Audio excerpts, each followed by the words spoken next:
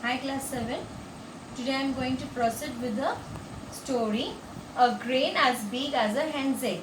So in my previous class I have told about the old man, that he was asked by the king that whether he has found that corn anywhere in his lifetime, or whether he know where this type of corn was grown, but his reply was no. And again he told that his father could tell better than him. Okay, then again his father was called. His father, at least he could come by one crutch and using his leg. And again when that person also came, that old person, he also told that no, he never saw that type of corn in his lifetime. So he told that again his father can tell more better. So the third person, the third old man, when he came, so what was his reply? Let's see. Please look at page number 36, the last paragraph. So let us revise from the last paragraph once again. So the king sent for his old man's father, and they found him too, and brought him before the king. So the old man's father again came, and he entered walking easily. So the first person came, the first old man came with two crutches, okay. The second old man came, and means that his father came with one crutches, and his grandfather came with no crutches, okay. That means he could walk easily and come inside.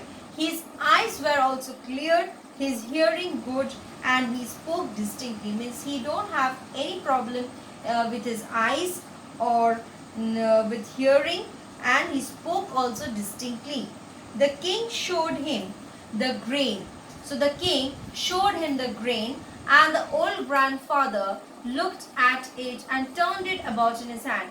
So grandfather looked at the grain, and then he turned it about in his hand.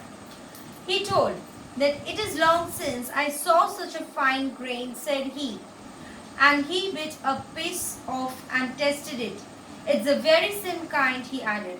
Then the grandfather told that yes, it is long since he has long since that I saw such a fine grain. Means after a long time he is finding this grain. Okay, means he knew this grain. So this was a fine grain, and when he wanted to understand what is the taste, so he took a bit or piece off from it, and it's the very same kind, he added. So he also told that yes, it was the same kind of corn. Then the king asked, tell me, grandfather, when and where was such corn grown? Then the king was asking when and where the corn was grown. Have you ever bought any like it or sown in any your fields? Then the king also asked whether this old man bought this corn any time in his life, or he has sown any of the corn in his fields. And the old man replied, corn like this used to grow everywhere in my time. I lived on corn like this in my young days and fed others on it. It was grain like this that we used to sow and reap and thresh. So the old man replied that type of corn, yes, he had grown that type of corn, but not now when he was young. At that time, everywhere this type of corn was grown. Okay, so corn like this was grown everywhere when he was young, and he used to feed others also. Okay, means the grandfather also used to eat this type of corn, and also the others also, they used to feed on this same corn. And this type of grain they used to sow, they used to reap, and also thresh.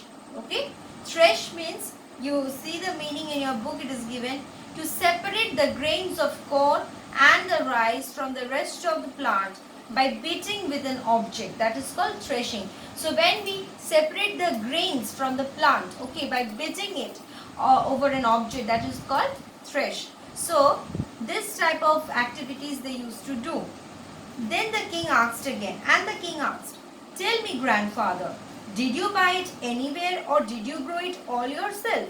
So the grandfather now asked again whether he buy it from anywhere, or did he grow it all yourself, all himself? Okay. The old man then smiled. In my time, he answered, no one ever thought of such a scene as buying or selling bread, and we knew nothing of money. So, what the old man told, in his time, no one ever thought only of buying or selling something, because there was no money. Okay, so there was no money, and that's why they never thought of buying or selling anything.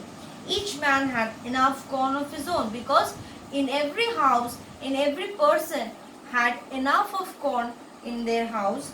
And then tell me, grandfather, asked the king, where was your field? Where did you grow corn like this? Then again the king asked, grandfather, can you tell me where is your field, or where those type of corn was grown?